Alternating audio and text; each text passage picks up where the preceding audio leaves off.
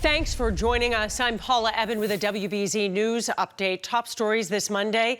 The man accused of brutally attacking a woman in the South End over the weekend just faced a judge. 35-year-old Amos Sykes was ordered held without bail pending a dangerousness hearing next week. Sykes is accused of violently assaulting a woman on Columbus Avenue Saturday night. Prosecutors say he tried to take the woman's clothes off but was stopped by witnesses who fought him off. Sykes is now facing several charges, including indecent assault and battery. He's scheduled back in a courtroom next Wednesday. Boston police are warning people to be vigilant in the wake of this attack. New Hampshire state police are looking into a hit-and-run boat crash on Lake Winnipesaukee in Wolfboro. Officers found a 50-foot Sea Ray boat that had ended up on the rocks in Winter Harbor after it crashed into another boat that was docked on Saturday night.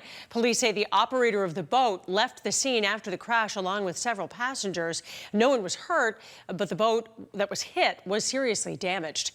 Hundreds of youth in the Waltham area will be receiving brand new backpacks to use for the upcoming school year, thanks to the Salvation Army. This is video of last year's event where organizers gave away a total of 700 backpacks to families in Waltham. And another backpack giveaway event will take place next Tuesday at TD Garden, where they plan on giving away 3,000 backpacks to students in the Boston area. Well, the sun's out this Monday. Let's get a check of the forecast with meteorologist Jacob Wyckoff. We are here at the Granite Links Golf Course for the DAV Golf Invitational. We are proud partners with the DAV and the work that they do, so it's an honor to be out live talking about the beautiful conditions and the beautiful work that they do. In fact, as we look at our weather graphics, we can see that temperatures currently in Boston are in the upper 70s. Our dew points are still somewhat low, although they are starting to tick up as we head into this afternoon. And that's just a sign that the atmosphere is starting to get a little bit more humid, and that is going to lead to some of the downpours that arrive as we head into the overnight. In fact, looking at some of our temperatures across the area, we have temperatures that are in the 70s and near 80 degrees. Norwood coming in at 80 degrees. Our satellite and radar is scanning completely dry, just some clouds building for the south coast. That's going to change into the overnight with the storm that arrives. As that storm pushes closer to us, you can kind of see this right through the Ohio River Valley and Mississippi River Valleys. That is the front that is going to be bringing us that severe weather chance. So Futurecast does a really good job of kind of capturing this. We're going to have waves of clouds and sunshine today, but we're going to go heavy on the sunshine side of things. Overnight, the clouds thicken up, our humidities also rise, and then there is that storm system that pushes on through. So it could be a loud night tonight for some, especially along the southeastern coastline. We're going to start to see dry conditions try to build in for the midday, and I think another wave of showers arrives Tuesday night and into Wednesday. But by Wednesday, the trend for then is actually going to be starting with clouds going over to sunshine. So our hour-by-hour forecast for today starts us with the sunshine, takes us into the mid to low 80s for our afternoon highs, and then the clouds start to arrive. Tonight, we're going to have to watch for some of those daybreak storms. As we get closer to sunrise and beyond, we're going to have some of those storms for the southeastern coastline with overnight lows dipping back down into the middle 60s. And tomorrow, we're back into the middle 70s. We're watching those storms south of the Pike.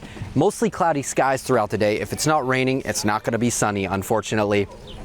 And looking at our biggest impacts, the last 8 weeks or so, the biggest impacts have always been from the downpours that move through, leading to some flooding. But I cannot rule out an isolated tornado along the southeastern coastline tomorrow. We'll be watching the radar very, very closely, but damaging wind also possible. When you look at some of these rain totals, you're talking about a good soaking of rain for some, 1 to 3 inches for parts of the area. And if you're heading to the Caper Islands, today's the day to do it, because heading into tomorrow, it's going to get a bit wet. And as far as our tropical outlook goes, the National Hurricane Center just last week upped their forecast to 14 to 21 named storms. They're expecting the tropics to start to heat up in a big way, and we have a 20% chance of that happening with those two storms that were on the screen. So our 7-day forecast features the potential next weather alert heading into tomorrow morning. The good news is we start with clouds on Wednesday. We're back to some sunshine. That continues right on into Thursday. And Friday, we have another chance for rain. And looking ahead at the weekend plans, looking good. We're expecting temperatures to be in the mid to low 80s for Saturday and Sunday. So that's your latest forecast. Beautiful conditions here at Granite Links. If you are spending any time outdoors today, make sure you lather and slather on that sunscreen. You definitely can still get a burn. So that's the latest. Guys, back to you. I'm Paula Eben. This has been a WBZ News Update.